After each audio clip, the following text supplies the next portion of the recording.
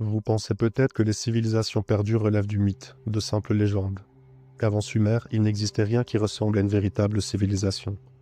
Je ne vais pas vous demander d'y croire, je vous propose simplement d'examiner quelques faits simples, un par un, et à la fin, de vous poser une question. Est-ce que l'idée de civilisation plus ancienne, ayant existé bien avant Sumer et l'invention de l'écriture est vraiment absurde, ou est-ce qu'elle mérite d'être prise au sérieux?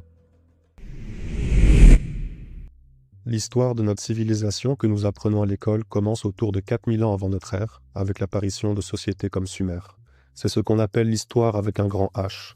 Tout ce qu'on retrouve dans nos manuels scolaires et livres d'histoire tient dans cette période. Environ 6000 ans. Et avant cela, tout le reste, donc l'immense majorité du temps humain, appartient à la préhistoire. Maintenant, regardons à quelle vitesse notre civilisation est apparue. On nous raconte une histoire logique. Fin de la période glaciaire, invention de l'agriculture avec la révolution néolithique, ensuite les villages, les villes, l'écriture, puis la civilisation. On place les débuts de l'agriculture autour de 10 000 ans avant notre ère, à la sortie de la dernière période glaciaire. Et on situe la première civilisation reconnue, Sumer, vers 4000 ans avant notre ère. Entre les deux, environ 6000 ans. 6000 ans pour passer de l'agriculture à la première civilisation. Ça paraît long quand on le dit comme ça, mais sur l'échelle humaine, c'est très court. Il faut savoir que des humains comme nous, même corps, même cerveau, même capacité à inventer, remontent à au moins 315 000 ans. Probablement plus, mais gardons ce chiffre. Cela signifie qu'au minimum, plus de 98% de notre histoire se déroule avant l'écriture, et ce que nous appelons la civilisation, avec État, monuments, administration, n'occupe qu'un tout petit bout de notre histoire totale. Alors, pourquoi cela aurait-il mis si longtemps à émerger? Pourquoi une civilisation n'aurait-elle pas pu naître plus tôt? La réponse habituelle, c'est le climat. La fin de la dernière glaciation, le réchauffement, l'agriculture, puis des villes, puis l'écriture. D'accord, le réchauffement a aidé, mais des périodes chaudes comparables, il y en a eu d'autres alors que l'humain moderne existait déjà. L'Éhémien, par exemple, entre environ 130 000 et 115 000 ans avant aujourd'hui, a été une période plus chaude et pour l'instant plus longue que notre Holocène.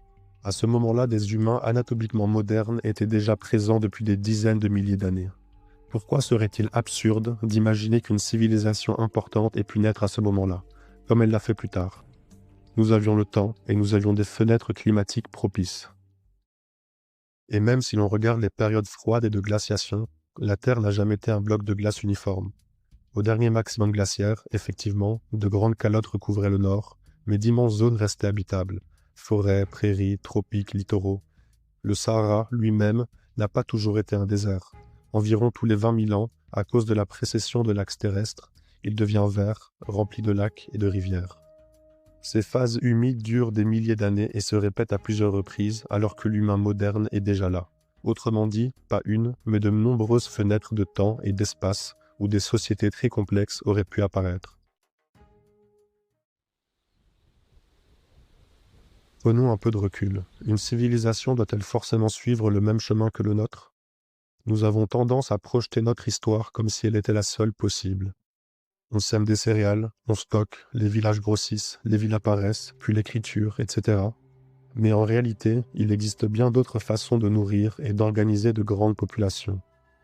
Prenons l'agroforesterie par exemple, des paysages nourriciers gérés sur des siècles comme on en retrouve des traces en Amazonie, ou encore les économies maritimes quand la principale source de protéines et de graisses vient de la mer, pêche, élevage de poissons, de coquillages, d'huîtres. On peut faire vivre de vastes communautés sans inventer le blé.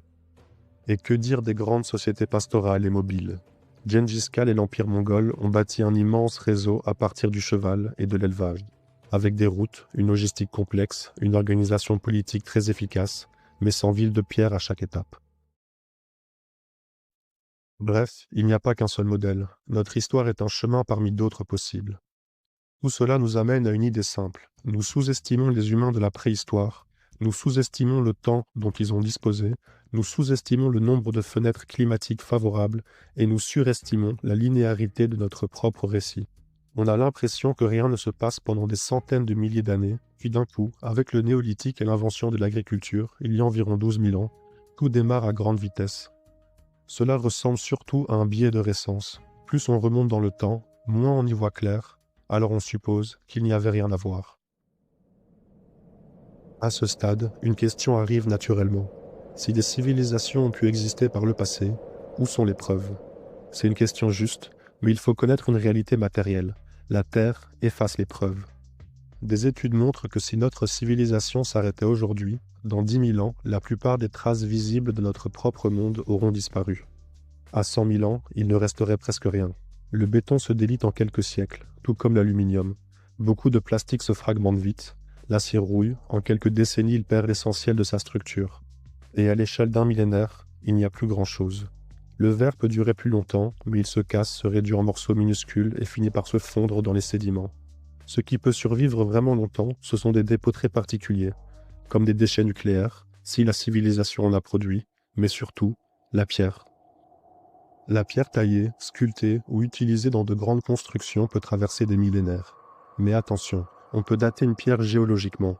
Dans ce cas, on obtiendra des millions d'années, mais on ne peut pas dater le moment où elle a été sculptée ou déplacée.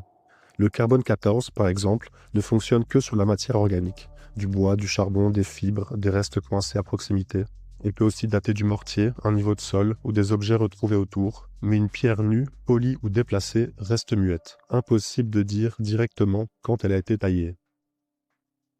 Et c'est là que le problème apparaît. On peut facilement attribuer un monument aux derniers habitants connus ayant vécu sur le site ou autour, alors qu'une partie de la construction était peut-être déjà en place bien avant eux. C'est pour cela que, selon moi, certains grands sites archéologiques ont pu être mal attribués ou mal datés. Pas par malveillance, mais simplement parce que la tâche est extrêmement difficile. On ne peut dater que ce qui est datable. Regardez des lieux comme le Sphinx, les pyramides et le plateau de Gizeh en Égypte. Au Pérou, il y a les murs cyclopéens de Sacsayhuaman, le Coricancha, les blocs d'Ollantaytambo, le Machu Picchu, Tiwanaku et Pumapunku dans l'Altiplano, les Moai de l'île de Pâques, les grottes polies de Barabar en Inde, Stonehenge en Angleterre, Karnak en France, les grottes de Longyou en Chine ou encore Göbekli Tepe en Anatolie. Tous ces sites montrent des techniques de construction qui continuent à faire débat de par leur complexité et leur similarité. Et il y en a encore beaucoup d'autres à travers le monde. Ce n'est pas parce qu'un site archéologique porte des couches romaines, incas ou égyptiennes que tout le site leur appartient. Il est tout à fait possible qu'une partie des structures était déjà là, bien avant eux, et qu'elle ait été simplement réutilisée, intégrée ou retravaillée par les civilisations suivantes. Prenons un exemple concret, Baalbek au Liban. Sur ce site, on trouve un immense complexe monumental attribué aux Romains, le temple de Jupiter. En s'approchant des fondations, on découvre des blocs immenses de plusieurs centaines de tonnes et un ensemble appelé le Triliton. 3 blocs gigantesques, chacun pesant entre 900 et 1000 tonnes, transportés, soulevés et parfaitement ajustés. Ce n'est pas tout. Dans la carrière voisine repose la fameuse pierre de la femme enceinte. Ce bloc colossal pèse environ 1000 tonnes, peut-être même plus. En dessous de celle-ci, lors de fouilles plus récentes, 2 autres blocs encore plus massifs ont été découverts. L'un est estimé à 1200 tonnes et l'autre pourrait approcher les 1650 tonnes. Ce sont parmi les pierres taillées les plus lourdes jamais identifiées dans l'Antiquité. La question est simple. Qui a pu extraire et déplacer de tels mégalithes? Avec quels moyens? Et surtout, à quelle époque? La version officielle attribue tout aux Romains. Ils savaient bâtir et transporter des charges impressionnantes. Mais certains chercheurs avancent une autre idée. Lorsque les Romains arrivent, une partie du soubassement est déjà là. Ils auraient alors construit par-dessus en réutilisant et en intégrant ce qui existait déjà.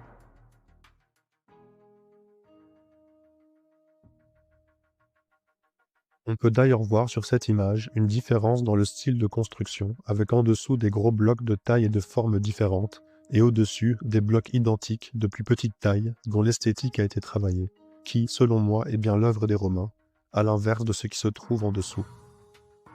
On peut faire la même constatation avec de nombreux autres sites dont on a déjà parlé, comme au Machu Picchu par exemple, où tout est attribué aux Incas alors que la différence architecturale est évidente.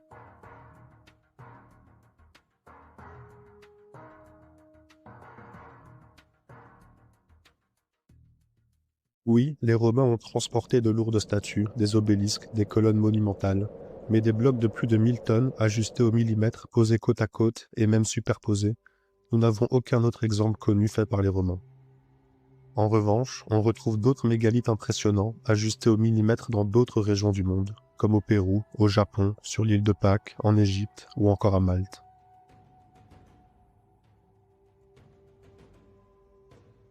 Pour vous donner un ordre d'idée moderne, parlons d'un projet d'art contemporain à Los Angeles. En 2012, le musée d'art contemporain a installé un rocher de granit de 340 tonnes au-dessus d'une route pour donner l'impression qu'il lévite. 340 tonnes, c'est environ le tiers d'un seul bloc du Trilithon de Baalbek.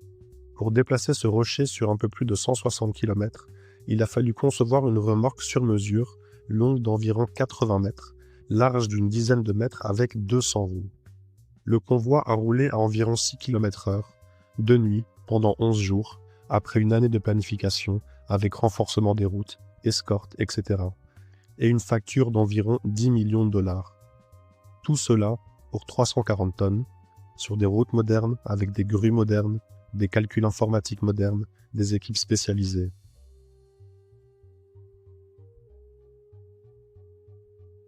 À Baalbek, nous parlons de blocs qui dépassent le millier de tonnes, dont un faisant près de 1650 tonnes, soit environ 5 fois plus, et cela sans route bitumée, sans roulement industriel, sans grue hydraulique.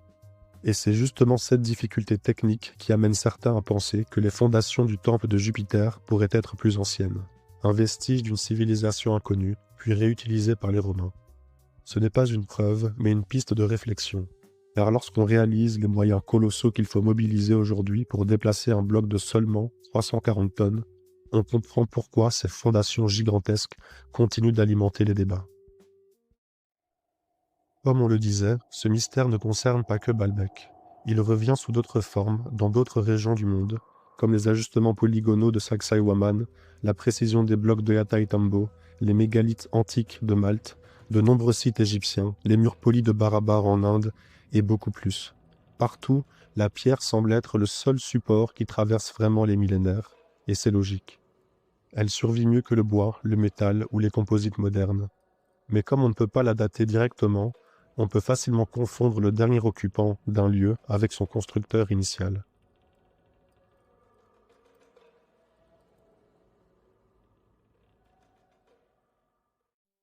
Il existe aussi un autre type de trace, immatérielle cette fois, mais qu'il ne faut pas négliger, la mémoire humaine. Presque partout dans le monde, on retrouve des récits de grandes catastrophes, des déluges, du feu tombé du ciel, ou encore l'évocation d'un âge d'or suivi d'un effondrement. Et ces récits ne parlent pas que d'une catastrophe, ils parlent souvent de cycles, avec des périodes de prospérité, puis des chutes, avant un nouveau départ.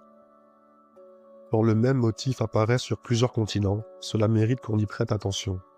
Et si des civilisations avaient déjà existé avant nous, et que tout ce qu'il en reste aujourd'hui, ce sont des ruines de pierres mystérieuses et des souvenirs anciens transmis sous forme de mythes. Peut-être que l'histoire ne suit pas une ligne droite, peut-être qu'elle avance par boucles, avec des recommencements successifs, et que Sumer ne serait qu'un recommencement de plus. Rien de tout cela ne prouve qu'il ait existé une civilisation très ancienne. Mais regardons les faits. Nous savons que quelques millénaires suffisent pour qu'une société complexe apparaisse. Nous savons aussi que plusieurs fenêtres climatiques favorables se sont ouvertes dans le passé, y compris au cœur de périodes dites glaciaires. Nous savons qu'il existe plusieurs chemins possibles vers la civilisation, l'agriculture, les ressources maritimes, le pastoralisme. Nous savons que les traces de civilisation disparaissent vite et que seule la pierre traverse vraiment le temps.